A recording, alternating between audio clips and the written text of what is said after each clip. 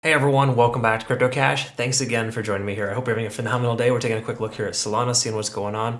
Just to quickly preface, Bitcoin dominance is on the rise, so today we're seeing a lot more altcoins bleed out more than they should. So just keep that in mind. Once that starts to subside, and it typically does after 20, 40, 48 hours, we should be able to see some recovery, especially with us coming up on the weekend. It's less common for Bitcoin dominance to shoot up on the weekends, and it is more common for alts to, I wouldn't say surge, but they're more likely to increase, at least specific ones that are stronger, such as Solana. It has done very well on weekends. So again, just a heads up, today is bleeding out a little bit more than it should. We have a bearish engulfing candle here so far. And if we take a look at some liquidation levels, let's just jump right into that. We're going to go ahead and see that there's a concentration, I think still at 110, if I recall from before. Yeah, so 110 is kind of the new short. It's the new place to be there for shorts. And then, of course, we previously got that 117, 118 range too. If we go ahead and look in a little bit closer here, let's see what the last 12 hours tells us. We got a heavy amount of shorts as well recently at about 102. Okay, so 102 would be the first roadblock to close above here, or to essentially hit for Solana to be able to break free from this little descending trend. We can see 97/98 as a pretty heavy concentration of longs getting liquidated. So we're in a position right now where majority of those lower levels have been swept. We could very well see the price start to recover. Again, it's not a guarantee, but it's just something you kind of want to put in the back of your brain here that, like, okay, 102, 105, 110, those are kind of some key levels here. A lot of times those line up with fib levels and or retracement areas, key supports. We'll look at that here today as well. Last thing I want to touch on too, which is really, really awesome. Congrats to our community members for our Premium Plus group. We've been scalping Solana and Litecoin to the downside like crazy. So it's been a very, very good profit situation here for us. Tons and tons of shorts here, as you can kind of see. But with, Matic XRP too, took some nice profit there. So it's been a good little 24-hour period. And obviously as well, our long from Bitcoin, 15% in 3 hours.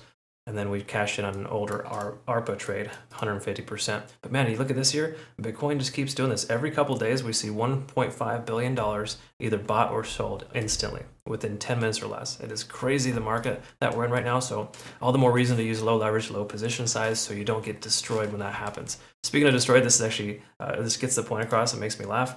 Is when I see this here, a meme posted by JCXB. Come on, do something, Bitcoin. Then just blast straight up, shoot straight down, shoot straight up again. And again, we saw a shot straight down yesterday. So ridiculous. Yes, I know that's how crypto can be sometimes, but it can also be really awesome if you are careful and you pick your battles, right? So try not to overtrade, and let's look and see what's going on here. So on the daily time frame, we can recognize that we're still bearish in the overall sense. In other words, all the indicators are letting us know we're still diverging. Stochastic RSI swinging down. Traditional RSI is still above 50. That's not bearish per se, but that's still not great. We want to stay above that level. So hopefully we can stay at this $98 to $97 range, and then just make this the last time we see this level here. But if we do take a look at the moving averages, we're tentatively below the 20-day SMA at this point. So this is not a good look for Solana. So just to clarify here, being below the 20-day SMA is not like a deal breaker. A lot of times the price will wick below and close above. But once we close below officially, we can presume that might be a new resistance level and the price might be held down by it. Okay, so it's not like a definitive line in the sand. It's not the strongest indicator, but it's just kind of an eye-opener letting you know that, hey, we got to pay attention. Solana could very well continue lower. So to me, when I see that, not great, but today's candle still has 8 hours left in it. I think it's a little too early or premature to conclude that it's going to continue dropping. Taking a look here at the 4 hour, I'll explain this more so on the hourly, but we do have a descending type of wedge pattern here. Those are typically good to break to the upside, but let's talk about a few other things first. Stochastic RSI and money flow index and MACD, they're all not in great shape. And what I mean by that is we're still under 50 on the RSI. We never truly closed above that level. Money flow index is coming down. We want the money flow index to be lower in order for us to have a stronger upswing. But the stochastic RSI is coming down still. MACD is diverging. There's no real signs here that the price wants to shift in momentum. Okay, so the likelihood of the price continuing lower. The only thing we have right now going for us is this support level here on our fibs at about $97.60. Now, again, I got the question yesterday and I didn't get a chance to respond to it. I saw it this morning, but one of my members was asking about how many times is the support or resistance level tested before it breaks. The truth is there's no like number specifically, but I have noticed that threes happen the most frequent in trading. So a lot of times when you test something, 3 times or more, it'll be more likely to break. Trend line specifically, but support levels, I would say they're pretty accurate as well with that. So we've seen once, twice, and this is the third time. Any more and it should break to the downside. Basically what it boils down to. The inverse applies too for a resistance to the upside. So just keep that in mind. It's a two-way street there. But at this point here, us retesting that level, we got tons of volume at this range, but almost little, very little volume below. I mean, look at how much time we spent at this previous price point at $98. Like, we only spent maybe about a 24-hour period before the price action broke out. So it's like unknown price action between 89 and 97. Okay, so again, kind of there's potential we're going to shift gears in that lower level. Take a look at the hourly though. This is one slightly contributing factor.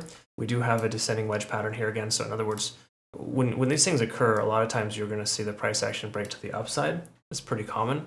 And again, a lot of times it derives from the price pulling from the downside too. So we don't really have that. We went range bound into it. So this is not a definitive pattern, but it's one of those constellations on the hourly. So let's see if there is other confirming factors here. We are below the cloud. Conversion line is below the baseline. Lagging span is free and clear price action. So this is ultimately not a confirming factor at all. This is basically telling us the price wants to continue lower. So if you were to take a long position, extreme caution. I do not recommend a long, nor do I recommend a short at this point too. But again, if Bitcoin does break down, it's looking a little stronger than you might think right now, then we will see Solana continue lower. Okay, most altcoins are going to bleed out really hard if Bitcoin drops. Bitcoin is kind of on the edge of disaster, but it's also on the edge of success too. So really, honestly, at this point, no trade is the best trade. That's just my personal opinion. I know that's not what you want to hear. You can watch these videos so you can make a decision on which direction it's going to go. Truth is, there's a lot of indecisive scenarios here. Most of them are pointing down, though. That's the thing you got to recognize. So again, regardless of how awesome this coin is, that doesn't matter, okay? So if you're the emotionally attached person, I think you're watching the wrong channel, because I'm just going to tell you how it is, and right now it's not looking bullish at all. Okay, we got one constellation out of multiple reasons why the price should continue lower, but once more, stranger things can happen. This coin has a tendency of, as soon as I say it's going to go down, it goes up. So perhaps you can use that reverse logic and be successful. Whatever you do, work within your risk tolerance, low position size, low leverage if possible. So if it does end up taking off, in whichever direction you can survive it. Okay. All right. So that was just some friendly advice there. I hope that made sense. If you are new to the channel, again, make sure you double check Bitunix, phenomenal exchange, link down below to register for them. $5,500 in benefit rewards. You have to use my link to register to qualify for that. But I'll tell you what, no KYC, no VPN. They have multiple profit targets and also have trailing stop losses. These are all things that advanced traders should be using. Again, if you consider yourself at least a moderate to intermediate trader, consider utilizing those functions built into this exchange. So check them out. Awesome exchange. Very last thing too as well, in case you're not familiar already, they are going to have trading competitions coming up here soon, just so you understand. Again, you do have to use my link to be eligible for this, but if you do, a lot of rewards there, of course, for this month. This is a global competition, and we'll have domestic or more so community-specific competitions here shortly. All right, folks, thanks again for watching. We'll see you in the next one. Best of luck out there. Take care.